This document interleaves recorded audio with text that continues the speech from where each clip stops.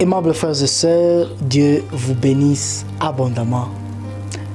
Nous sommes encore là, dans ces bons moments où nous mettons le Fils de Dieu au centre de tout, le Seigneur des Seigneurs, où nous n'écoutons lui et lui seul. La voix du Père a dit, écoutez tout ce que mon Fils a à vous dire. Si Dieu qui nous a créés, le Père Céleste, lui-même il dit d'écouter Jésus, c'est qu'il connaît les secrets, il connaît que la vie dont nous avons besoin, tout ce dont nous avons besoin afin de correspondre à l'image que lui rêve de nous, est caché dans tout ce que nous écoutons qui concerne son Fils. Aujourd'hui, nous sommes dans un nouveau sujet et ce sujet est intitulé « Que dit la grâce de ?» Que dit la grâce de? Nous sommes en train de parler de la grâce. Nous avons reçu beaucoup de questions. Voilà, j'y arrive, reçu beaucoup de questions de nos bien-aimés de partout qui nous ont posé trop de questions par rapport à certains sujets sensibles en matière de la grâce. Et aujourd'hui, parce que nous, notre vision, c'est de vous pointer sur le Fils de Dieu avec un évangile simple, emballé dans un mot ou dans un nom que nous avons intitulé la grâce de Dieu. Aujourd'hui, nous allons essayer de répondre à l'une des questions qui nous a été posée par nos bien-aimés de partout dans le monde, qui nous suivent sur Facebook, qui nous suivent sur Twitter, qui nous suivent sur Instagram, qui nous suivent aussi sur YouTube. La question était de savoir, que dit la grâce du ministère prophétique? Est-ce que la grâce, plutôt, est-ce que le ministère prophétique est le même dans l'Ancien Testament et dans le Nouveau Testament? Alors aujourd'hui, parce qu'on a spécifié, voilà pourquoi je ne vais parler que du ministère prophétique. Ce n'est pas que j'ai choisi le ministère prophétique parce que je suis contre le ministère prophétique. C'est un ministère que Dieu a donné, que je salue en passant, que tous les prophètes soient bénis de Dieu, les prophètes qui servent le Seigneur, que Dieu vous bénisse pour le travail que vous continuez à battre pour lui, parce qu'un jour, nous serons récompensés. Que Dieu vous bénisse dans vos moments difficiles, vous continuez à rester ferme pour servir Dieu. Que Dieu bénisse tous les prophètes qui me suivent en ce moment et aussi nos bien-aimés qui n'ont pas bien sûr le ministère prophétique mais qui suivent ces enseignements. Que dit la grâce du ministère prophétique? Nous reviendrons pour parler des ministères apostoliques, pastoral, évangélique, doctoral. Nous viendrons pour parler, mais aujourd'hui c'est spécialement que dit la grâce du ministère prophétique. Alors en commençant, dans l'Ancien Testament, le prophète n'avait que deux rôles. Le premier rôle du prophète, c'était d'annoncer le retour du Seigneur, plutôt la naissance du Messie, le jour du Seigneur, comme les prophètes le disaient dans l'Ancien Testament. Le mot-clé qui unifie toutes les lettres ou tous les livres des prophètes, c'est le mot-clé est le jour du Seigneur. C'est-à-dire, c'était le jour où le Seigneur devait venir, c'est-à-dire Jésus-Christ devait venir dans le monde. Les prophètes ne faisaient qu'annoncer le jour du Seigneur. Que ce soit en commençant par les grands prophètes, tout comme jusqu'au petit, je ne peux pas dire le petit, mais le prophète qui est considéré comme le prophète mineur. Alors, le premier rôle, c'était d'annoncer le jour du Seigneur. Le deuxième rôle du prophète dans l'Ancien Testament fut de restaurer la loi de Dieu. À chaque fois que le peuple s'égarait de la loi, c'est-à-dire en commençant par le roi jusqu'au plus moindre du camp d'Israël, devait faire quoi? Le rôle du prophète, c'était de les exhorter, de revenir à Dieu, de revenir au commandement de Dieu. Cela est arrivé à plusieurs reprises dans l'Ancien Testament où nous avons vu le prophète jouer ces deux rôles. La synthèse en est que le prophète ne jouait que ces deux rôles. Quel que soit ce que le peuple peut faire, ce que le peuple peut commettre comme erreur, comme bêtise, s'égarer de Dieu, le prophète, Dieu suscitait des prophètes afin de venir recadrer le peuple pour qu'il rentre, qu'il retourne auprès de Dieu à l'obéissance de loi ou de commandement de Dieu. Alors, maintenant, allons dans le Nouveau Testament. Dans le Nouveau Testament, nous avons vu le premier prophète fut Agabus. Celui-là qui a vu l'apôtre Paul, qui a pris la ceinture de l'apôtre Paul pour dire, l'homme à qui appartient cette ceinture, s'il rentre à Jérusalem, il va être lapidé, il mourra. Bien sûr que l'apôtre Paul n'a pas eu peur, il dit que je suis prêt même à mourir. Ce n'est pas seulement les pierres qui puissent, ou plutôt le fait d'être lapidé qui puisse me faire peur, je suis aussi prêt à donner même ma vie. L'apôtre Paul est parti à Jérusalem, quoique Agabus a prophétisé, mais à cause du courage, à cause de l'audace, voilà le mot que j'ai cherché, à cause du zèle que l'apôtre Paul avait pour l'évangile de Christ, ce qu'Agabus avait prophétisé était vrai, mais Dieu n'a pas fait en sorte que ce qu'Agabus a dit puisse se réaliser sur Paul, parce que le fait que Paul puisse être plus zélé, puisse être plus courageux, puisse être plus audacieux pour l'évangile, ça l'a protégé de tout ce qui devait l'arriver.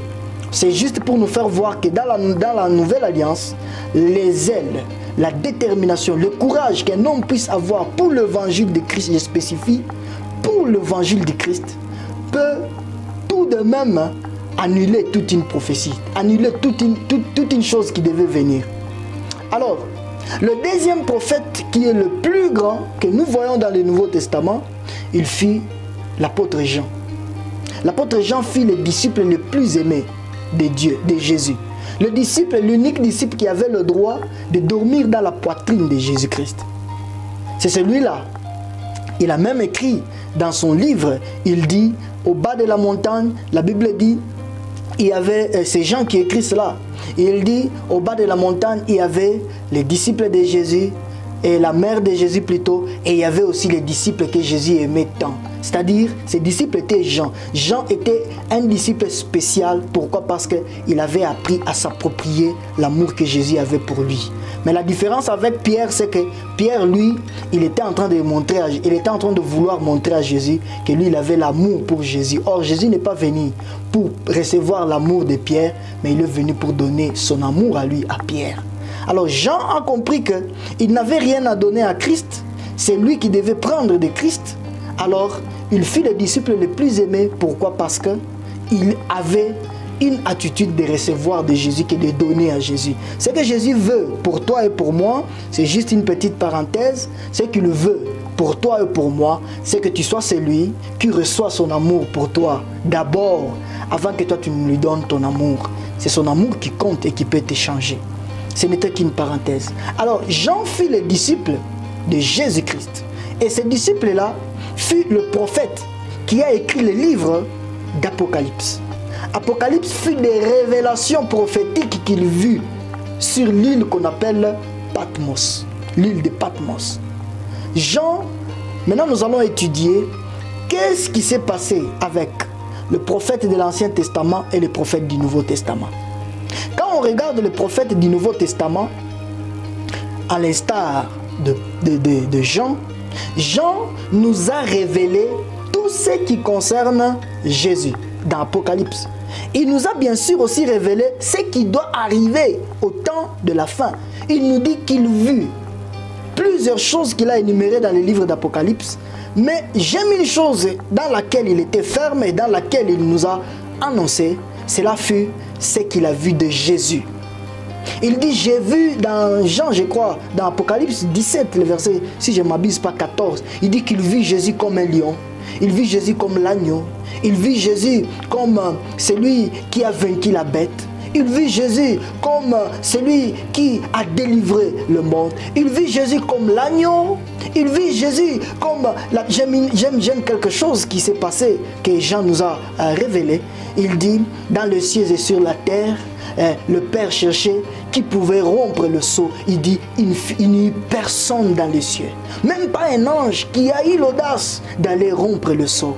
Mais la Bible dit, au milieu du trône, l'agneau de Dieu s'est levé. Il vit au milieu du trône l'agneau de Dieu qui était à mesure de rompre le sceau pour nous. Jean fut dans le désespoir. Jean nous a révélé Jésus-Christ en long et en large. Regardez ces prophètes dans le Nouveau Testament qui nous a tant révélé Jésus-Christ comme jamais vécu. C'est fut dans l'Apocalypse où nous avons vu Jésus-Christ sous une nouvelle forme. Nous avons vu Jésus-Christ sous une nouvelle angle. Nous avons vu Jésus-Christ sous plusieurs autres facettes, où nous avons vu Jésus-Christ comme glorifié. Nous l'avons vu grâce à Jean, qui fut le prophète de Dieu. Alors, le rôle du prophète dans le Nouveau Testament, c'est de révéler Jésus-Christ. C'est de révéler ce que Jésus-Christ est pour nous. C'est de révéler sa victoire qu'il a vaincue du diable. C'est de révéler la gloire que nous avons. C'est de révéler plutôt la gloire que Jésus-Christ a pour nous. L'impact que Jésus-Christ a eu sur nos vies pour nous. C'est que fut le ministère du prophète Jean. Alors, la Bible dit que dans le livre d'Éphésiens chapitre 4, les versets 11 et 12, la Bible dit ceci. Il a donné aux uns comme apôtres, aux autres comme prophètes, comme pasteurs, comme évangélistes, comme docteurs, pour l'édification de l'Église. Le rôle de chaque ministère, y compris le ministère prophétique, c'est d'édifier l'Église, de bâtir l'Église, de construire l'Église, de consoler l'Église. Et nous ne pouvons pas consoler l'Église avec des paroliers justes, comment je peux le dire, avec des choses ou avec une autre nourriture qui ne concerne pas la nourriture des brebis. La nourriture des brebis, c'est Jésus. Nous consolons l'Église, nous édifions l'Église en proclamant tout ce que Jésus-Christ a réalisé. Nous bâtissons l'Église, nous édifions l'Église en parlant à l'Église ce que Jésus est pour l'Église. Il est la tête, nous sommes son corps. Il n'y a pas une différence entre la vie qui circule dans la tête et la vie qui circule dans le corps. La même vie qui circule dans la tête, c'est la même vie qui circule dans le corps. La même vie qui circule dans le cerveau, c'est la même vie qui circule dans le corps. Le même sang qui circule dans la tête, c'est le même sang qui circule dans le corps. Nous avons la vie de Christ. C'est cela le rôle du prophète, spécifiquement, tout comme c'est le cas pour les autres ministères. Le rôle, c'est de révéler à l'Église Jésus-Christ, qui est la nourriture des brebis. Je reviens encore.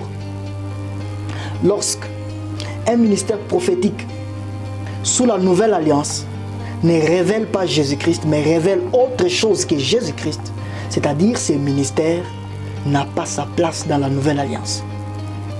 Le rôle d'un prophète, c'est d'enseigner. Enseigner quoi? Tout ce qui concerne Jésus-Christ. C'est que Jésus est pour nous. Pas révéler les démons, pas révéler les diables, pas révéler les sorciers. Non, révéler Jésus-Christ. Révéler l'amour que Jésus-Christ a manifesté pour nous. J'ai déjà rencontré des prophètes que je salue en passant, qui ont changé ma vie, qui m'ont révélé Jésus-Christ comme jamais. Et aujourd'hui, j'ai des révélations que j'ai reçues des prophètes de Dieu, qui connaissent Jésus-Christ, qui ont reçu des révélations de la part de Dieu et qui ont révélé cela à l'Église. Et moi, personnellement, j'ai toujours été édifié par ce genre de ministère prophétique. Et tout comme tout le monde, ça, c'est le rôle que Dieu a donné au ministère prophétique. Alors ne vous en faites pas. Si un prophète vient vous révéler autre chose que Jésus-Christ, vous avez à comprendre d'où il est venu et qu'est-ce qu'il fait. Sert-il Jésus ou pas? Vous le connaîtrez par ce qu'il vous disent. Vous le connaîtrez par ce qu'il vous enseigne. S'il vous enseigne Jésus-Christ, pointez-vous, restez accrochés à ces prophètes-là. C'est un prophète de Dieu. Parce qu'il vous pointe à ce que Dieu veut. C'est ce que Dieu veut pour vous, c'est que vous soyez pointés sur Jésus-Christ. Je voulais conclure. J'aime beaucoup cela. Ça peut vous surprendre, mais ça nous donne encore une autre perspective de compréhension. Toujours dans le livre de Matthieu chapitre 17. Jésus prend Jacques, Jean et Pierre. Il monte avec eux à la montagne. La voix se fit entendre alors que Pierre a voulu parler. Quand il a vu qu'à sa gauche, c'est-à-dire à la gauche de Jésus et à la droite de Jésus, il y a eu deux personnes qui ont apparu, tout blanc, tout comme lui-même fut transfiguré, c'est-à-dire Élie et Moïse. Quand Jean a vu, plutôt Pierre a vu, il ouvre sa bouche. Dressons trois tentes, l'une pour toi, l'une pour Moïse et l'autre pour Élie. Mais une voix se fit entendre. Celui-ci est mon fils bien-aimé, en qui j'ai mis mon affection. Écoutez-le. C'est-à-dire, le Père Céleste décide à ce que ce n'est plus le temps d'Élie, ce n'est plus le temps de Moïse, c'est le temps du Fils de Dieu. Écoutez ce que le Fils de Dieu a à vous dire. C'est-à-dire, aujourd'hui, cela ne veut pas dire que le ministère prophétique est annulé. Le ministère prophétique existe. Mais si ce ministère existe, ça existe pour une seule raison. C'est de révéler Jésus-Christ. C'est que par la voix de ces prophètes, comme le Père l'a dit, d'écouter Jésus, que dans la bouche du prophète, il soit des enseignements qui vous pointent sur Jésus. Si le prophète vous pointe sur Jésus, c'est que vous écoutez ce que le Père veut de la bouche de ces prophètes-là. Et ce que le Père veut, c'est que vous soyez pointés sur Jésus-Christ. Que vous écoutez ce que Jésus est pour vous. Nous sommes dans un temps où le monde doit être révolutionné de tout ce qui concerne Jésus. Le monde doit mettre de côté tout ce que le diable est capable de faire. Il a montré à l'Église. C'est maintenant le temps du Fils de Dieu. C'est maintenant le temps où Jésus-Christ est maintenant au top. C'est maintenant le temps de la révolution de la grâce de Dieu. C'est maintenant le temps de la suprématie de Jésus-Christ partout dans nos églises. Aimables frères et sœurs, nous sommes déjà presque à la fin. En synthèse, tout comme en conclusion, je dirais que le rôle du ministère prophétique dans le Nouveau Testament, c'est de révéler Jésus-Christ. C'est de démontrer l'amour de Jésus-Christ, la grâce de Dieu. C'est de démontrer le sacrifice que Jésus-Christ. Nous ne sommes pas dans un temps où nous devons révéler nos sacrifices. Combien j'ai prié, combien j'ai jeûné, combien je me suis sacrifié, combien j'ai donné, combien j'ai sacrifié ma vie. Rien de tout cela ne compte aux yeux de Dieu que ce que le Fils de Dieu a sacrifié pour nous. Nous sommes dans les temps où les gens humbles révèlent maintenant le sacrifice de Jésus qui est leur propre sacrifice aux gens. Frères et sœurs, que le Seigneur vous bénisse. J'aimerais ajouter une petite conclusion. J'aimerais tout simplement vous dire que nous sommes dans ces temps où vous devez être saturés de Jésus. Et nous sommes dans un temps où le diable n'aura jamais le pouvoir. Il ne manifestera même pas son doigt. Parce que là où Jésus-Christ est révélé, là où Jésus-Christ est glorifié, des vies sont construites plutôt. Là où Jésus-Christ est révélé, là où Jésus-Christ est élevé, des vies sont bâties. Des familles sont réunies. Nous sommes dans ces temps où les prophètes ne sont que là que pour diviser des familles avec des révélations. Nous sommes dans ces temps où les prophètes unifient des familles avec Jésus-Christ. Nous sommes dans ces temps où les chrétiens sont unifiés à cause de Jésus-Christ. Pas divisés, mais unifiés à cause de Jésus-Christ. Nous sommes dans ces temps où les frères et sœurs sont ensemble pour étudier et recevoir encore des révélations et parler, annoncer Jésus-Christ au monde. Je ne peux pas terminer ce message sans aider cette sœur et ce frère qui m'a écouté, mais qui n'a jamais donné sa vie à Jésus, qui n'a jamais reçu Jésus dans son cœur, mais qui se décide aujourd'hui de donner sa vie à Christ. J'aimerais t'inviter à faire cette prière avec moi. Tu vas tout simplement répéter après moi en disant, tu peux lever tes deux mains légèrement et fermer tes yeux de partout où tu me suis. Répète cela après moi. Seigneur Jésus, je t'accepte dans ma vie. Je te reçois dans ma vie. Je demande pardon pour tous mes péchés. Aujourd'hui, je te reçois. Je te reçois étant mon Seigneur et mon Sauveur. Aujourd'hui, je crois que ce n'est pas ma droiture, ce ne sont pas mes efforts qui me sauvent, mais c'est ton sacrifice de la croix qui me sauve. Je te donne ma vie et je crois que tu m'as sauvé. Je crois que tu m'as pardonné et je crois que tu as fait de moi ton enfant. Je suis sauvé, je suis lavé et je suis purifié par le sang de Jésus. Amen. Gloire à Dieu. Que Dieu te bénisse et nous nous reverrons à très bientôt. Restez dans la paix du Seigneur. Pour besoin de contact, appelez-nous au numéro au bas de l'écran et vous serez en contact avec nous. De partout où vous êtes dans le monde, c'est le même numéro que vous pouvez nous écrire sur WhatsApp. Nous allons converser avec vous. Shalom dans vos maisons et que la grâce de Dieu abonde dans votre vie. Restez dans la paix de Dieu. Que Jésus-Christ règne encore dans votre vie. Amen. Shalom.